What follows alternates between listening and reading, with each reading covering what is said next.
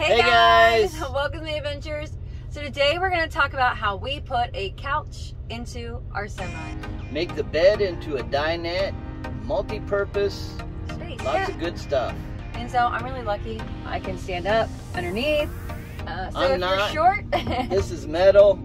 The old noggin's caught it a couple of times, so watch out for that. Yeah, but it gives a ton more feet space, and it really makes the truck feel a lot bigger, especially when we're cooking in the cab and we just want to be able to relax while going down the road. If we're doing any like computer work, anything like that, it just makes it so much nicer. So you might be asking, how do we put in our table? How did we build it? So first, our table is the Lagoon table. So there's a mounting bracket. You might have seen it in some of our older videos. So we put it right there, and the tabletop goes on top of that, and that's where our table is. But let's go ahead and get into the build and how this guy built it. Let's go over what we needed to make this happen. So first, you need 2 3/4 inch pieces of plywood. We actually replaced the bottom one. There's actually one here and one underneath. So we didn't tear up what came in the truck. That way we could put it back just the way we found it. This is our Froli system. You need a piano hinge. That's like, I think it was a 12-inch piano hinge that I cut into 2 separate pieces. And then up here are a couple of U-bolts to keep the mattress, when it's in the up position, from sliding off. So the way we put everything together at the bottom of it, you need to cut out a little spot for your leg right here. I didn't really need to go back all the way to the wall, but I'm not an engineer, so I was just doing what I did. I just do what I do. That's what Willow Jean says. And then we have the U-bolts actually have a dual purpose. So the U-bolts will actually set down in 2 holes that I've drilled. That way that the futon doesn't slide forward, especially if you're driving, all the motion of everything. And this plastic we had from another project, and it just lets it slide back and forth on the 2 pieces of plywood really good. Cut the top piece of plywood into 2 separate pieces, and you have to allow for some angles on the corners and stuff like that. And then I used a piece of J-channel. You can find this in the siding area at your local hardware store, just to kind of dress it up a little bit. And then put a couple of felt bumpers on it on each side of the cabinet so it didn't rub against that.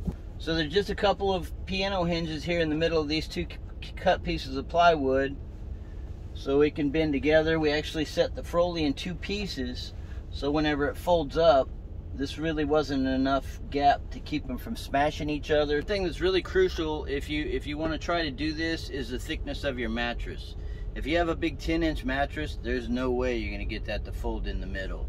I think ours is like a 3 or 4 inch, with the Froli underneath of it adds another 1.5 inches, I think.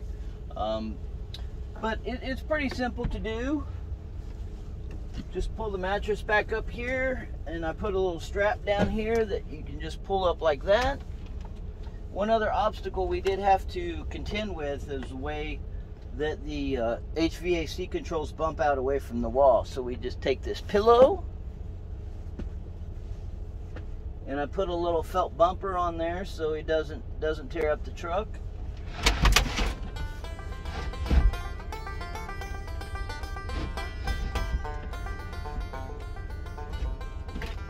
Like that. So then after we get the bed into the couch position or futon, just slide your post in there, lock that in.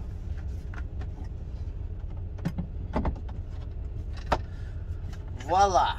Workstation, table, dinner, prep station. She even puts it back here sometimes so she can you know, get food prepared. Really versatile, works in all different kinds of positions. So my biggest concern is the bed portion. I love the idea of having a couch and sitting at a dining room table while we eat, because it's really important to me. But also having a comfortable bed, that is extremely important to me. You guys know we've taken years to develop our sleep system, which is the Crossroad sleep system. It has the Froli underneath of it, which helps deflect the bounce and reflect it from the body, and make it so much better, especially if you're husband and wife team drivers or team drivers. It makes sleeping so much more comfortable. But then came the problem of the adjustable base. You guys know we worked with it and we got a metal adjustable base so that we could sleep elevated, because then it helps most of the weight bouncing go onto your hips and the bigger part of your body when you're sleeping, saving your shoulders and having less backache. So our solution was these big thick foam wedges and put it in. So let's go ahead and make the bed. So it's pretty simple. I just lift up, push the pillows up, pull this down, let this go back down,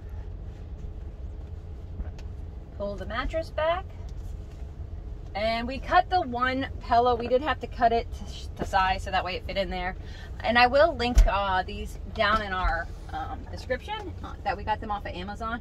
We're not affiliates, but we just want a comfortable bed and access to make your guys' life better like ours. So there we go. Pillow up there, put the blankets on, bed made. It didn't take long at all, guys. Okay guys, so some of you are thinking that's a lot of energy and effort. That's crazy.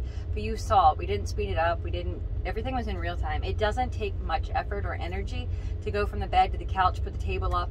It adds great value into our everyday life. The idea is to make it so this is a sustainable living and make it so that it's a permanent situation, so that we can enjoy dinner at a table together and enjoy relaxing time and make the truck a little bit more comfortable and a usable space, make it feel like it's a little bit more.